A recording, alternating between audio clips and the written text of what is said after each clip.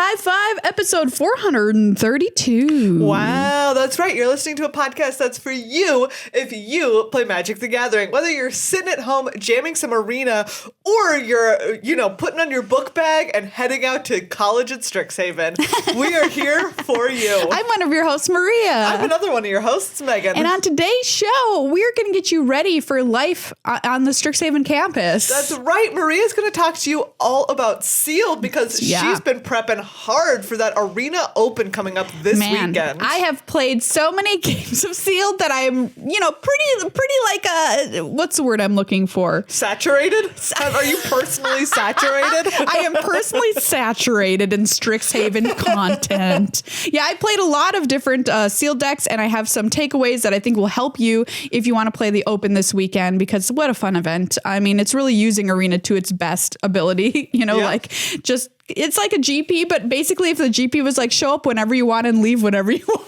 Yeah, if only. Just do it from your couch. And I'm going to talk to you about some standard decks because I've got some wild cards to burn and I've just been spending them on some trash. All right. I love spending wild cards on trash. Ooh, man, it is. Speaking of spending wild cards on trash, we should tell people about a new video that we're doing this Wednesday. That's right. So we thought of a fun new video that we're going to debut. We're calling the series Jank or Dank. Dank or Jank. I can't remember which one, honestly. But what we're going to do is take user submitted decks and play them against each other and find out which one's good, which one's bad. This week we have movie themed decks in Historic. Yeah. Very exciting. Yeah. And so if you submit a deck that we use, we're going to send you prizes. It's going to be a pretty cool series, and we're trying it out this Wednesday. So check it out on our YouTube channel, youtube.com/goodluckhighfive. The decks, I can only say, are amazing. So you don't want to miss it. They are a true delight. A true delight. Before we get started on our episode, though, we have some people to thank. First and foremost amongst them are you, the patrons of the show. Thank you so much, especially to Josh, Amber, Chris, Paige, other Chris, and Chelsea. Which Chris are you? You'll never know if you were Chris or other Chris. Do you know what? I think that you can decide for yourself if you are Chris or other Chris. Thank you so much for becoming new patrons, everybody. It's so simple to do. Just head on over to patreon.com/GLHF Magic. Become a patron for any dollar amount. $5 gets you our squirrel level, which gets you into our Discord, which is the coolest hangout in the Magic universe. You get rewards like stickers, playmats, etc. based on the level that you donate at. And this month, a special offer. That's right. On the 22nd, we are finally holding a patrons-only Historic Brawl Tournament. I'm so excited for this, Megan. There will be prizes. Yes. Your prizes probably won't be tied to how well you do. We'll probably just randomly give prizes. So if you want to enter a tournament where your chance of prizes is very high. Yes, is very high and the same no matter if you perform exceptionally well or exceptionally poorly, our Historic Brawl Tournament is for you. You know what? Historic Brawl should be about cool, flavorful brews, in our opinion. Right. Not necessarily pounding other people into the dirt with your Teferi, okay? That's right. So we want to... I'm pro Teferi in all situations.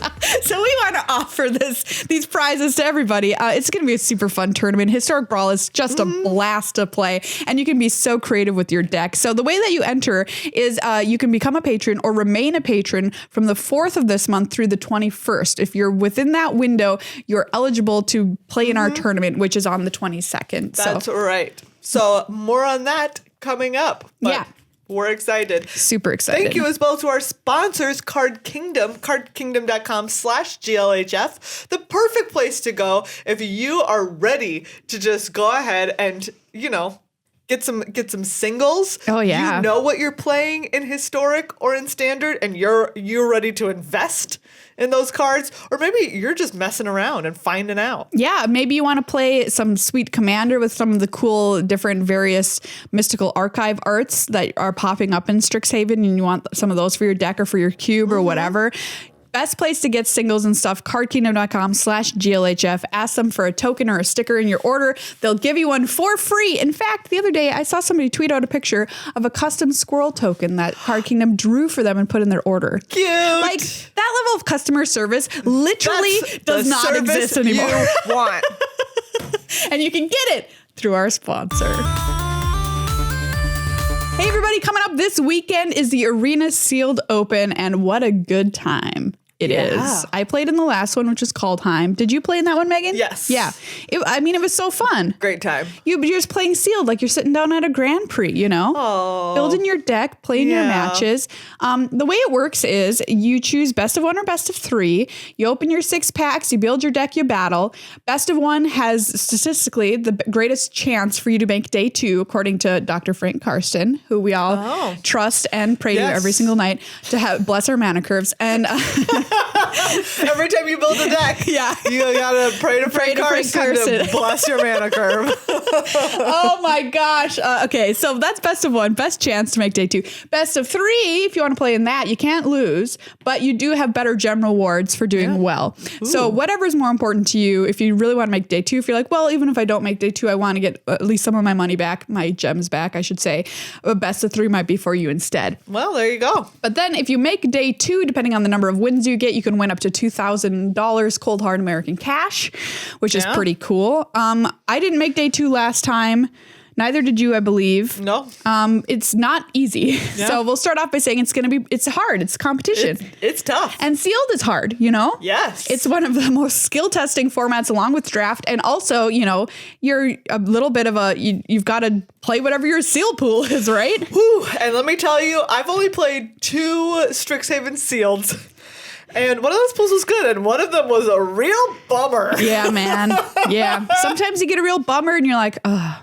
But the good news is you can enter these as many times as you want. So if you want to try it, 2 or 3 times, you can.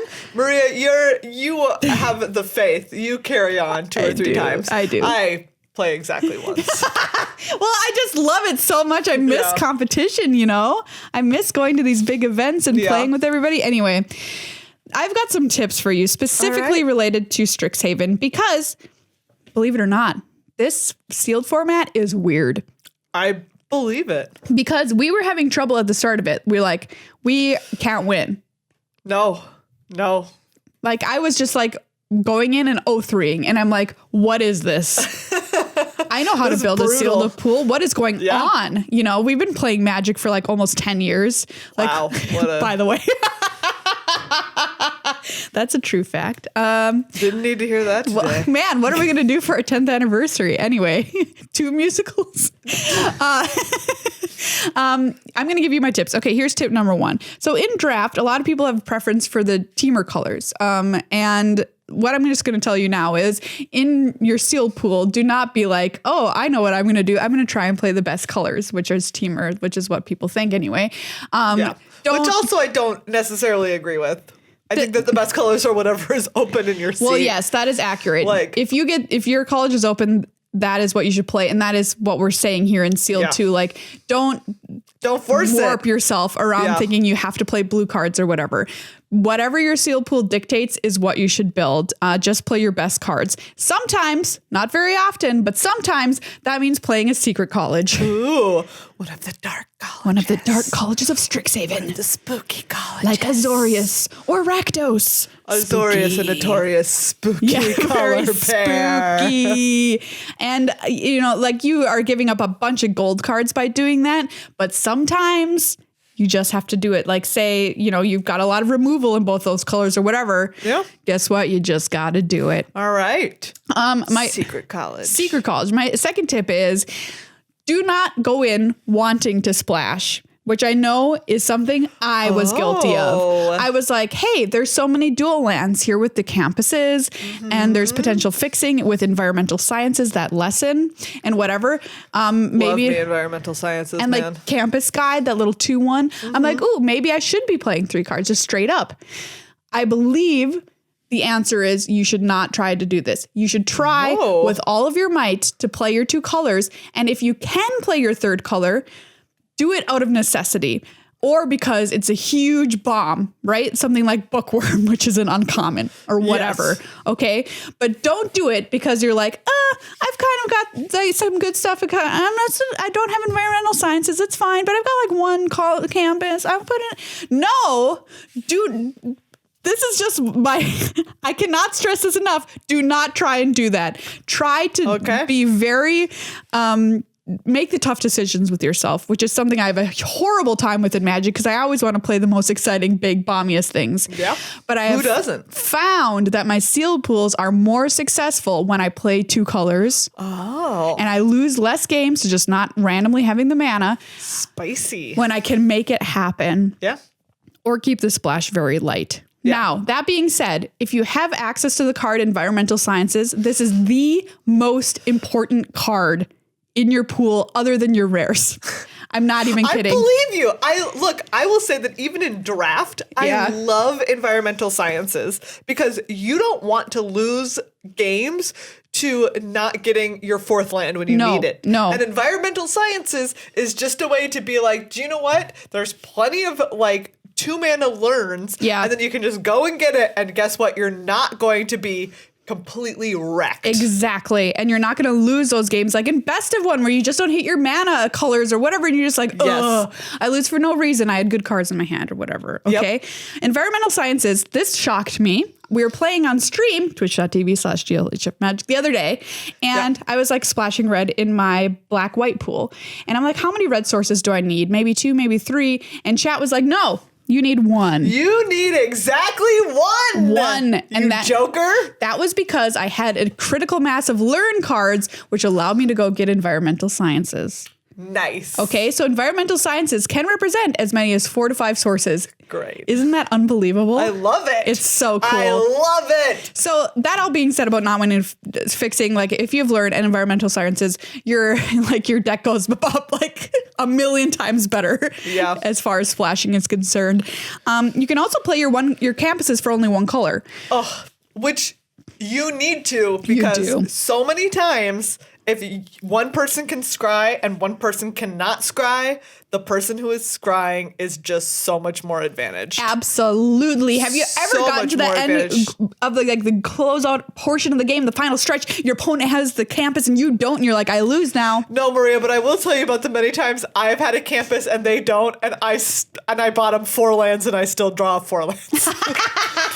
Well, what are you gonna do? Do you know what? Like those are painfully resonating with me lately because it just keeps happening. Yeah, that's rough. That being said, at least I'm not drawing 8 lands.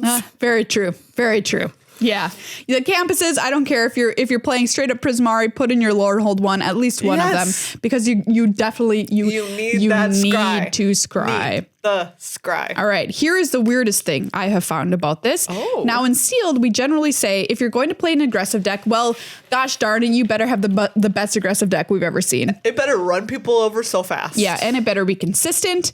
Blah, blah, blah. Here in Strixhaven, aggressive decks are totally viable.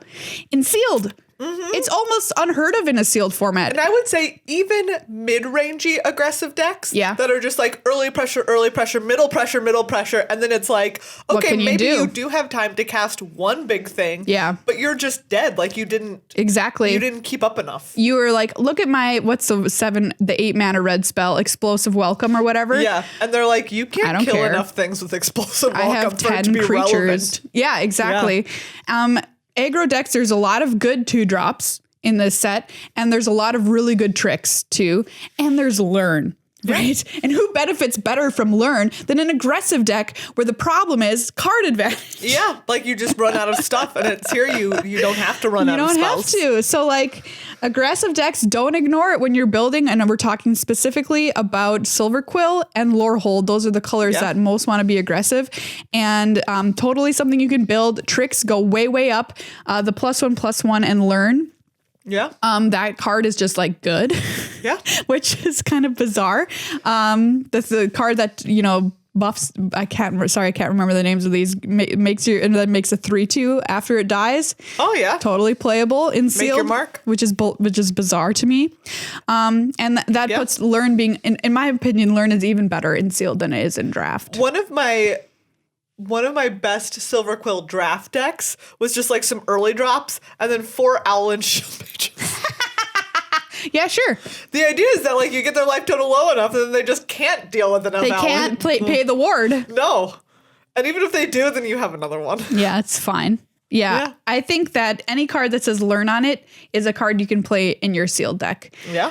Just because having cards and stuff to do in the late game. Unless you don't have many lessons. Yeah, unless have you your got lessons that seal pool? Yes. I've gotten a couple of seal pools where I'm like, what is this? No lessons. Yeah, then I'm sorry for you. In that case, sorry, man. Rip you. So basically, we always talk about this in draft and stuff. Is like, have the story of your deck in the game. How are you going to win the game? Will you answer that question for me? And if you're playing a bunch of creatures that don't do anything, which I mean don't pull double duty, by not doing like a couple of things, like for example, Bibliotech's Assistant is a flyer, which is pretty good in this format. Yeah. Plus, it gets you back a spell that's pulling double duty. I love Biblioplex Assistant. It's very good.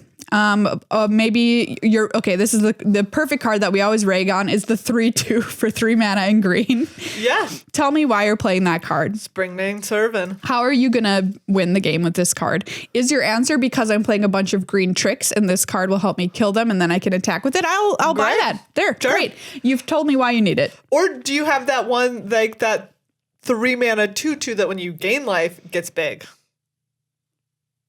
Which one is that?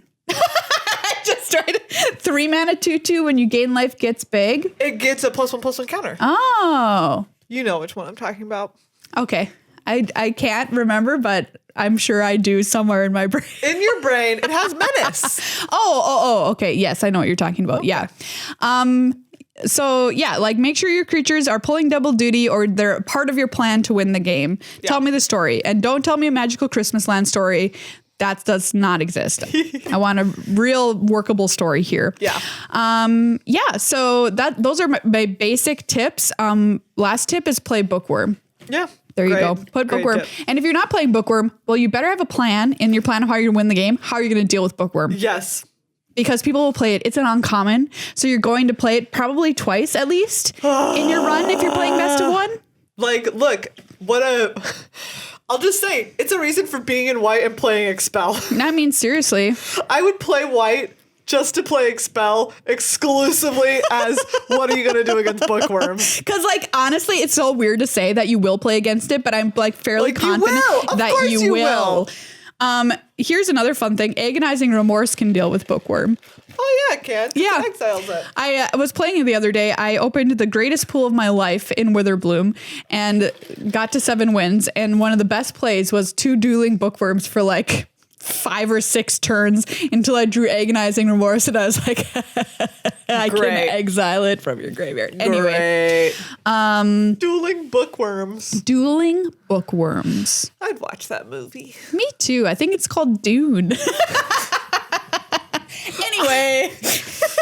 Okay. That's sealed for you. Yeah. Good luck to everybody playing out there. Good luck, high five. It's a tricky format, but it's a very fun sealed format.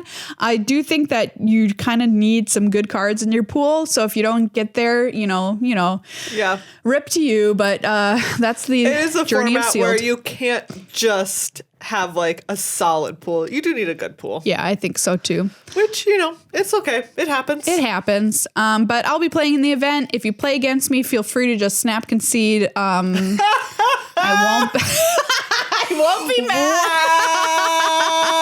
Wow. Maria, you don't want that. You want to be tested. I want to be battled. I want to be battle time. Mm-hmm. So yeah, if you want, go play this weekend. I think it's so fun. And hopefully you do really well. If you like your pool, why don't you tweet at us at GLHF Magic? Yeah. Let us know what you built and how you did. All right, Megan, you're going to talk to us about Standard. That's right. Finally, there are some interesting decks thanks to the traditional Standard ranked lists that are now up on magic.gg. Great. These are the ones from April 26, 2021. Look, Maria, I'm going to be real with you. Is there plenty of stuff that's still the same old nonsense that we've seen before? Yes. Yes, there is. Yeah. Yes. But is there plenty of stuff that you can play that's absolutely ridiculous? Also, yes. Great. One thing that I've been enjoying playing, which is new to me, even though it doesn't have new cards in it, is a mono-white life gain deck. I was so shocked when you said this to me. I know, but you know what? I wanted a best of one. Okay, that I could just play like when I'm on my phone at like, at Classic night. best of one. Classic. That's when you just want to play best of one. Yeah. There is a lot of targeting, which I don't always want on my phone because it is sometimes difficult to manage. I have definitely lost games to misclicking on, Pointing? mistapping on my phone. Yes. Really fat fingering it. Like, anyways, so this uses stuff like Beloved Princess, which is the 1/1 for 1 with a lifelink. Wow, forgot about that card. Yeah, didn't we all? Speaker of the Heavens, which is also a 1/1 for 1 with vigilance and lifelink. You can tap it to make a 4/4 angel if you're at 27 life or more. Heliod Suncrowned, obviously, which puts +1/+1 counters on stuff. Daxos, Blessed by the Sun. Linden, the Steadfast Queen. Is it very good? No, it's quite bad. It is. I wouldn't say that. Well, Maria, you'd be wrong when you didn't say it. Okay. What level are you playing at right now? I suppose the season just reset. I was going to say it just reset, so I'm like mucking around in gold somewhere. But once we get people out of gold and they go on to their mythic lives, I think this deck is fine to play on the lower tier of the ladder. Absolutely. Rungs. Yeah. But do you know what? Look, it's still not good, okay? No, you shouldn't bring it to a tournament. Don't bring it to a tournament. But if you also want, like, a best-of-1 deck to muck around with, you probably, like, if you play a fair amount of draft, you probably have all these cards. This is not going to be expensive. No, I did not have to, like, I don't think I even had to redeem anything for this. I was just like, let's do it. Speaking of draft, best way to get wild cards, we have infinite. Yeah, that's true. Anyway. I see people complain about it. And we're just like, I don't know what to tell you. One, it is to me infinitely preferable to spending money on cards. Oh yeah, for sure. For tournaments all the time. And also I just don't like having physical cards in my possession too much. I don't like clutter. Anyways. Yeah, you can, if you draft enough, you'll just have them. You just have them. We've talked about how to maximize it on a previous episode. Yes. With Tyler Mills. Yeah. I have literal I don't even. My numbers are in the hundreds for my wild cards, so like it's absurd. Draft. That's the way to do it, and we're not fun. talking about like uncommons in the hundreds. I'm talking about like rares. I have enough rares that I just don't care, and I'll build whatever. Yep. Anyways, just go draft already. It's the best way to play Magic anyway. It is the best way to play Magic. Maria, this is up your alley. I've not played this, but this is one of the classic. Mutate decks. I love Mutate. Mutate is back. Mutate is deck. Mutate is deck. Mutate is back. Gem Razor, I think, is just one of like the spiciest things that people really like. I love Gem Razor. Right now. It's the 3 and a green, reach, trample. It's a 4/4. Whenever it mutates, destroy target artifact or enchantment an opponent controls, and it mutates for 1 green.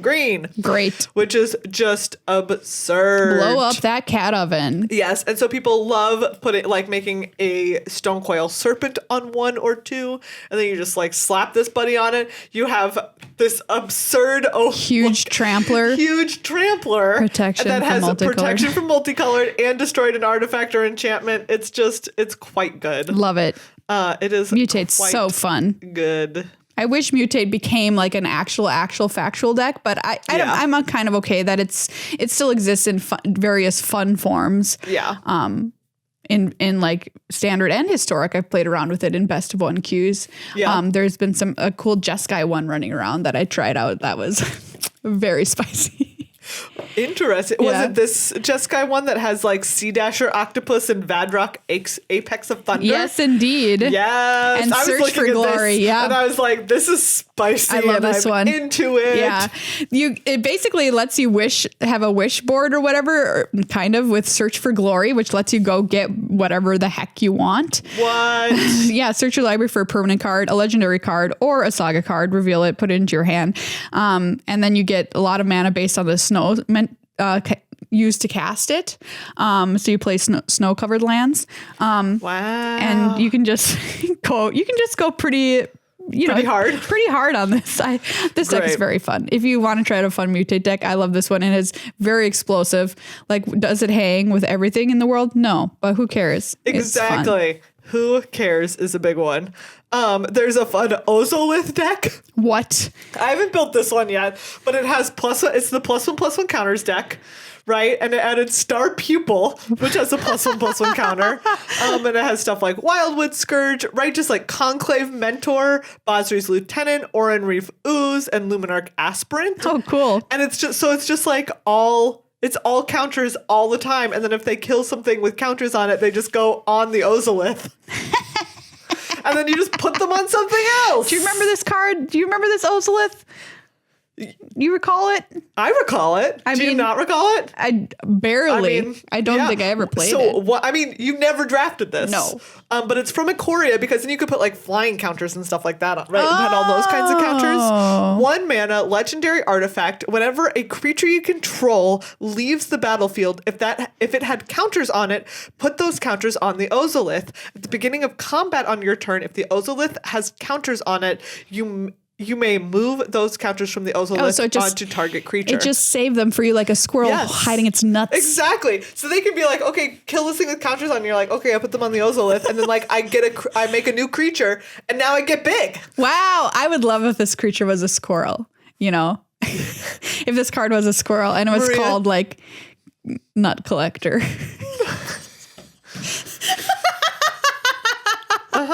Just an idea. Think about it, wizards. Think about it. That deck sounds very fun. Yes, for sure. So we're getting these deck lists, by the way, from magic.gg, and all of these deck lists are from platinum or mythic ranked players that won at least 6 games in a row. Yeah.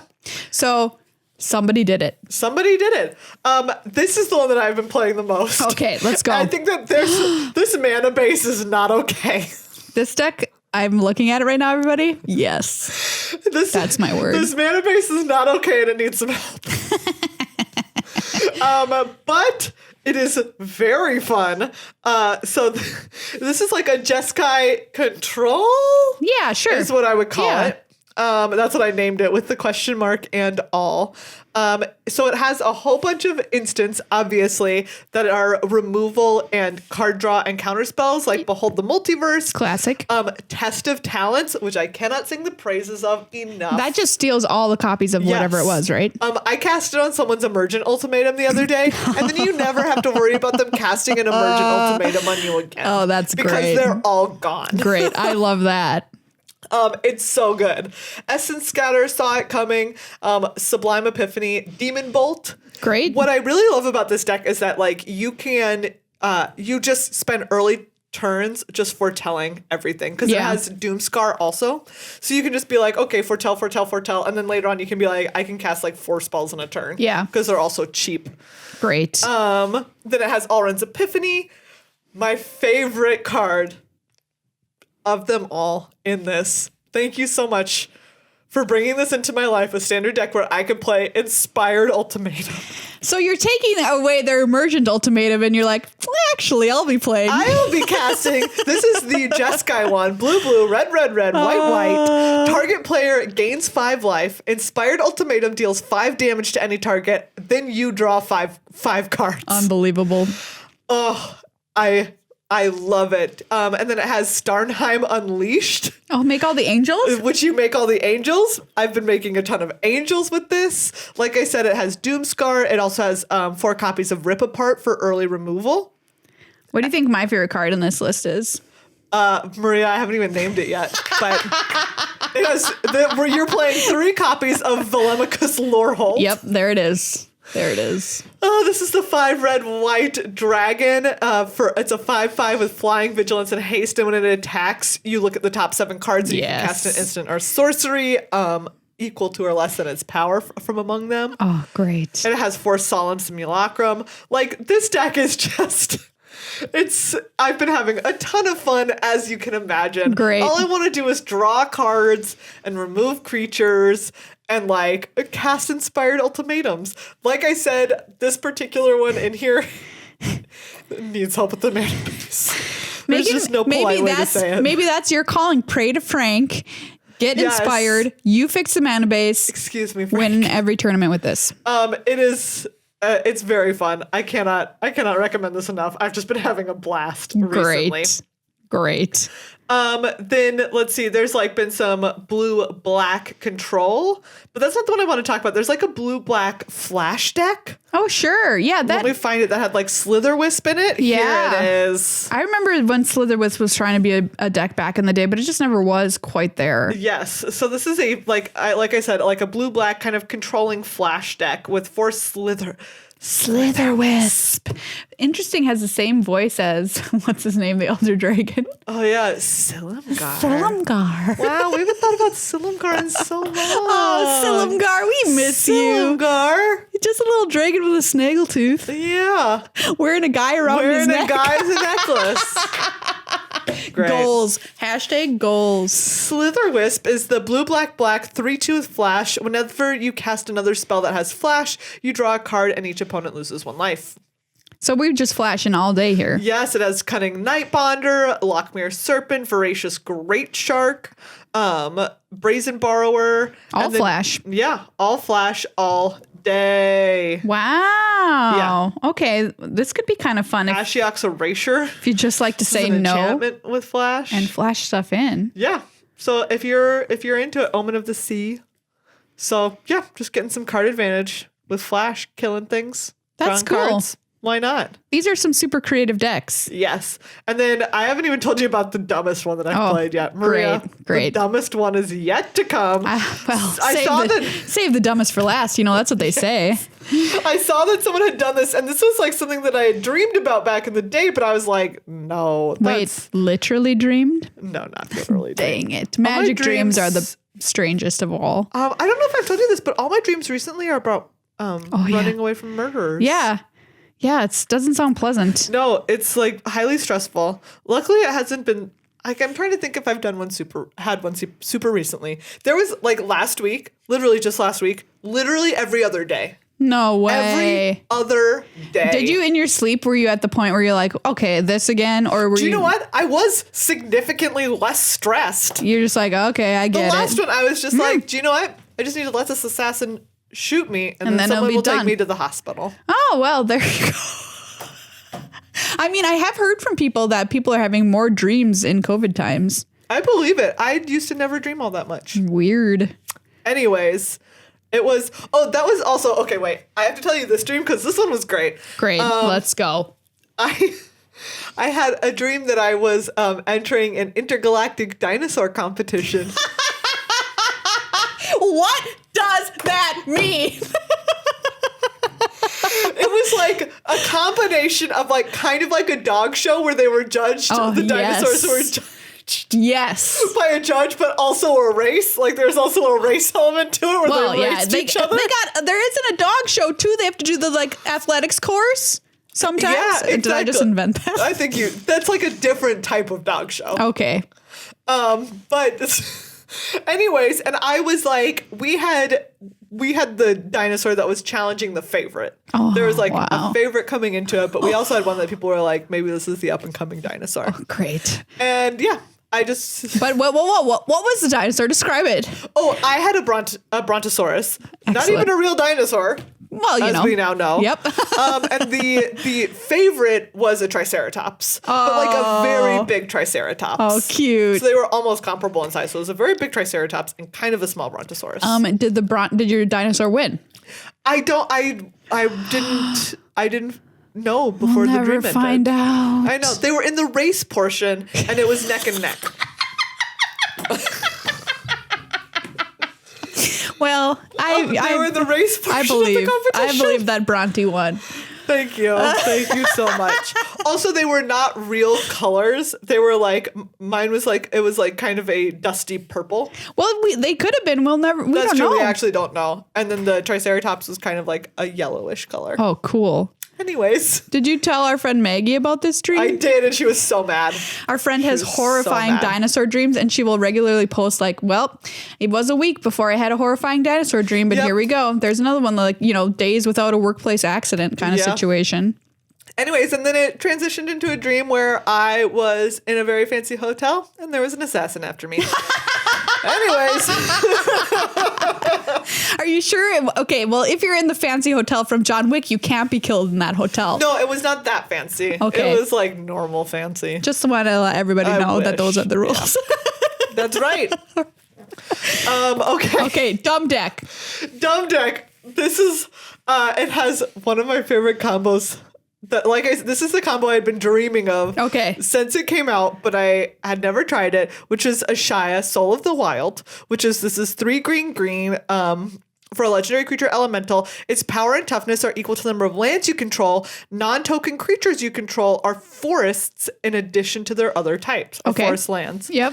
And then you are playing 4 copies of Ondu Inversion, Destroy All Non-Land Permanents, and 4 copies of Devastating Mastery, Destroy All Non-Land Permanents.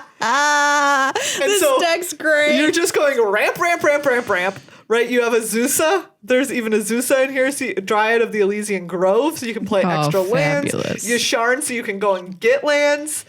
Solemn Simulacrum. And so you just play an Ashaya, and then you one-sided Wrath the board. Unbelievable. And it's so dumb. And it has a classic ramp problem, which is that, like, eventually you just draw lands. Sometimes you just draw lands. But it is so satisfying when you set up the combo of you play Ashaya, and, like, you have some creatures, and they have a bunch of creatures, and then you just wrath them, and you literally attack for lethal because they have nothing anymore. Well, I mean, like, honestly, that's why you're playing this deck, for that moment. That's the moment you play it for. That's great. That moment doesn't happen super often. I'm just going to let you know. But at least you have Eugene to help you out. It does have Eugene. I wish that there were, like, classic green-white, right? There's no card draw. Yeah.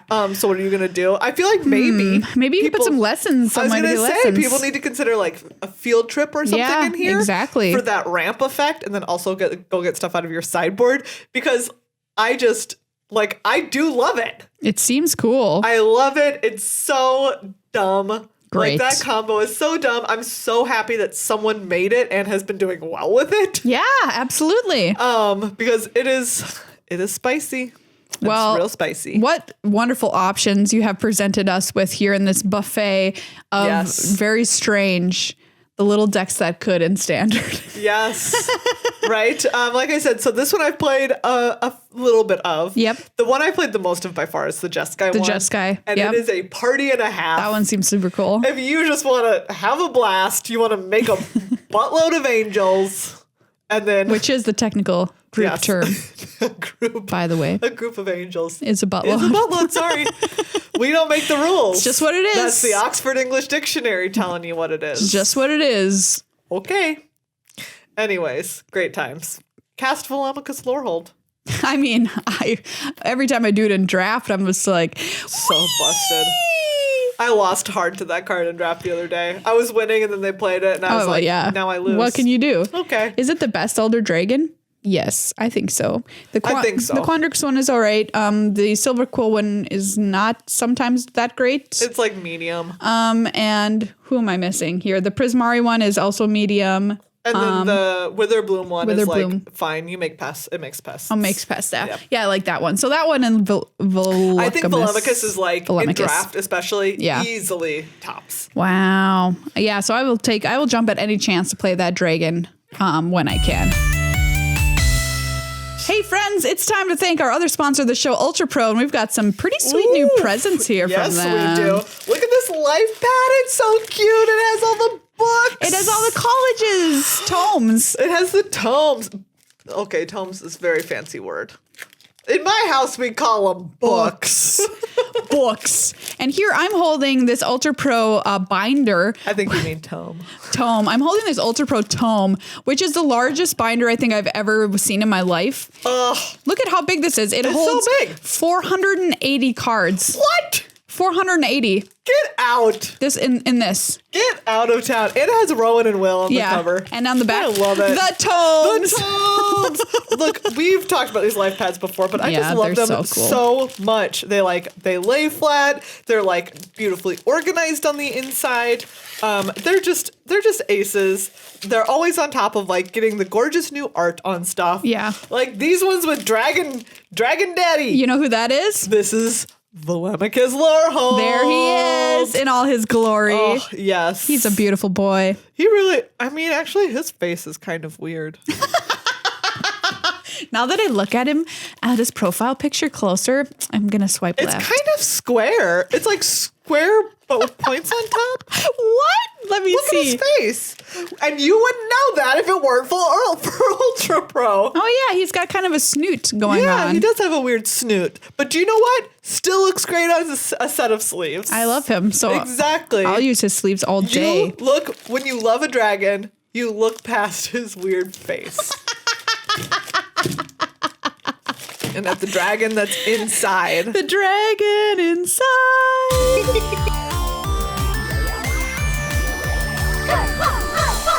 That's this episode of Good Luck High Five. Thank you so much for hanging out with us yet again every single week. It's wonderful. It's like hanging out with our friends every single time we get to do another episode, which is just so valuable to us and hopefully to you during this pandemic. Thank you again to everyone who is a patron of the show, both new and continued. And remember, if you want to play on that special historic brawl tournament on the 22nd, you do. Become a patron before then, or just continue being a patron until then. Yeah. And hopefully past then. You know what we're saying. You know what we're saying. It. You can just go to patreon.com/GLHF Magic, become a patron, get your shot to enter this tournament, win some awesome prizes, build a really cool historic brawl deck. Plus, you get all the extra benefits of being a patron, and you're supporting content creators that you love, which is the most important thing, of course. Awesome prizes from our awesome sponsors. Thank you again to Card Kingdom and to Ultra Pro for being wonderful sponsors of this show. And also giving us tons of swag to send your way. I know. We did our stream the other day, and a bunch of people won Mystical Archive playmats of their choice. Yes. So if you're sick. I'm not sure if I should follow Maria and Meghan on Twitch. If you were following and you got the update, you could have won one of these playmats. Yeah. So twitch.tv/GLHF Magic is where we stream sometimes and, give away random stuff all the time, which is really fun.